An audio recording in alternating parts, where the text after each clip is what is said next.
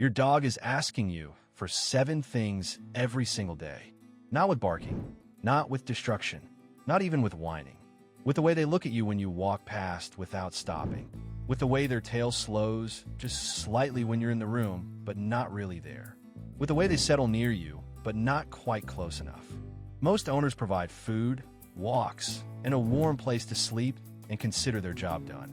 And their dog survives. But surviving and thriving are completely different things. Research on canine emotional well-being consistently identifies 7 categories of interaction that make a measurable difference to a dog's mental and physical health. 7 things that most dogs never get enough of. 7 things that take almost no time.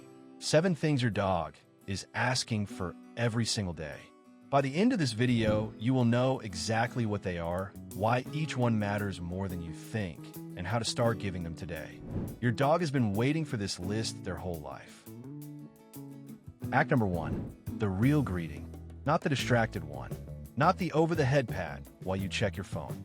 The real one. Every time you come home, or even every morning when you wake up, your dog is waiting for one thing before anything else. To be acknowledged, fully, as if they are the most important thing in the room. Because to them, you are. Research on dog-human reunion behavior shows that the greeting moment triggers one of the highest oxytocin responses in the bonded dog's day. This is a chemically significant event, not just a behavioral one. And yet most owners receive the greeting while already walking toward the kitchen, or checking messages, or thinking about what comes next. Here's all it takes. Get to their level. Get on your knees if you have to. Make direct eye contact. Say their name like you mean it. Give them 30 seconds of your full, undivided, phone is in your pocket presence. 30 seconds. That is act number 1. And it costs nothing except your attention. But to your dog, it says everything they need to hear. I see you. I'm home. I'm glad you're here. Act number 2, the slow walk. Not the exercise walk, the slow one. Most owners have one kind of walk in their heads, efficient, purposeful, a certain number of blocks in a certain amount of time. The dog has a completely different idea of what a walk is for.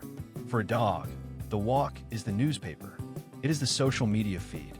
It is the entire world's worth of information delivered through scent. Every patch of grass, every lamppost, every corner where another dog stopped 3 hours ago contains information your dog can read in extraordinary detail. Research on canine enrichment shows that a 15-minute slow walk where the dog is allowed to sniff freely is more mentally tiring and more emotionally satisfying than a 45-minute fast walk where they are kept moving. The nose needs to lead. So once a day, even just once, give your dog a slow walk. No agenda. No destination. No pulling them away from the patch of grass they are reading like a novel. Follow the nose. Go where it goes. This is not wasted time. This is the most mentally enriching thing your dog does all day. And all it costs you is slowing down. Act number 3, the floor time. Here is something almost every dog owner does without realizing the effect. You interact with your dog from above. You pet them while standing, scratch their head while walking past, give them attention from the height of sofa, which is perfectly fine. But there is something different that happens when you come all the way down to their level. When you sit on the floor, when you lie down beside them, when you enter their space rather than receiving them in yours.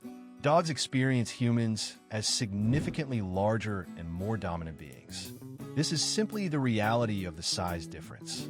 When a human chooses to lower themselves to the dog's level, without agenda, without training, without needing anything, the dog reads this as a signal of pure equality and closeness. Research on human-dog contact shows that unstructured physical contact, not purposeful training touch, but simple resting together, reduces cortisol in dogs measurably. Just lying with them, just being low. 10 minutes a day on the floor with your dog is an act of love your dog will feel in their nervous system. And there's a very good chance that when you try it, you will feel something too. Act number 4, the conversation. Your dog understands more of what you say than you think. Research from Yevouche-Laurent University found that dogs process human speech using similar brain hemisphere specialization as humans do, words in one hemisphere, emotional tone in the other. They're not just hearing sounds when you talk to them. They are processing language at a level that requires dedicated neural architecture. And the voice they find most meaningful, the one that triggers the strongest recognition response, is yours. So talk to your dog, not commands, not training. Just talk. Tell them about your day. Narrate what you're doing. Ask them ridiculous questions and wait for the head tilt. This costs nothing. But to your dog, hearing your voice directed specifically at them, not background noise, but deliberate conversation, is one of the most calming and connecting experiences they have. Your voice is the most recognizable sound in their world. Use it to talk to them every day.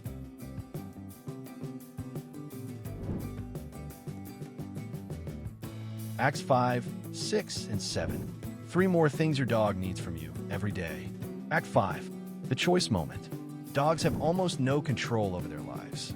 Where they sleep, when they eat, where they go, all decided for them. Research shows that giving dogs even small daily choices, which toy to play with, which side of the street to walk on, where to sit, measurably reduces anxiety and builds confidence. Once a day, let your dog make a choice and honor it. Act 6. The touch that means something. There is a difference between the quick over-the-head pat and a slow, deliberate stroke from head to tail that lasts 5 seconds and communicates that you are fully present. Research shows that the speed and intention of your touch directly affects the cortisol response in your dog. Slow down. Feel what you are doing. Touch your dog like you mean it. Act 7. The protected rest.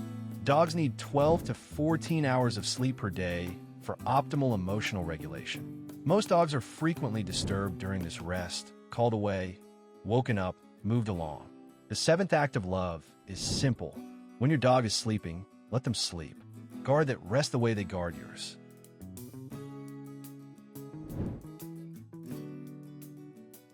Here is what changes when you do all 7. Your dog's body relaxes in ways it hasn't before. The low-grade anxiety that most dogs carry, the background tension of unmet needs, begins to dissolve. The behavioral problems that most people treat as personality quirks begin to reduce. Excessive barking, destructive behavior, attention-seeking, separation anxiety. These are not character flaws. They are communication. They're your dog telling you, in the only language available to them, that one or more of the 7 needs is going unmet. When all 7 are met consistently, the communication changes. Not because your dog becomes a different dog, but because your dog becomes the dog they always were underneath the unmet needs. And here's the part that should make you feel good. All 7 acts combined take less time than 1 episode of television. The real greeting, 30 seconds. The slow walk, 15 minutes 3 times a week. The floor time, 10 minutes. The conversation, 5 minutes. The choice moment, 10 seconds. The touch that means something, 2 minutes. The protected rest, you just let them sleep. That is what your dog is asking for. That is everything. Your dog has been asking for these 7 things every single day of their life with you. Not because they are demanding, not because they're difficult, because they're a social, emotional, deeply feeling being who needs specific things from the specific human they have chosen above all others. The real greeting, the slow walk, the floor time, the conversation, the choice moment, the touch that means something, the protected rest. 7 acts, 30 to 45 minutes total, spread across a day you were going to live anyway. And the return on this investment is not small. It is a dog who settles instead of anxiously seeking. A dog who trusts instead of guessing. A dog who knows, with the absolute certainty that only consistent love can create, that they are seen, chosen, and completely safe with you. Your dog has been begging for this list their whole life. Now you have it. Start today. If this video made you want to go find your dog right now, go. They've been waiting. Like and subscribe because your dog deserves an owner who understands exactly what they need.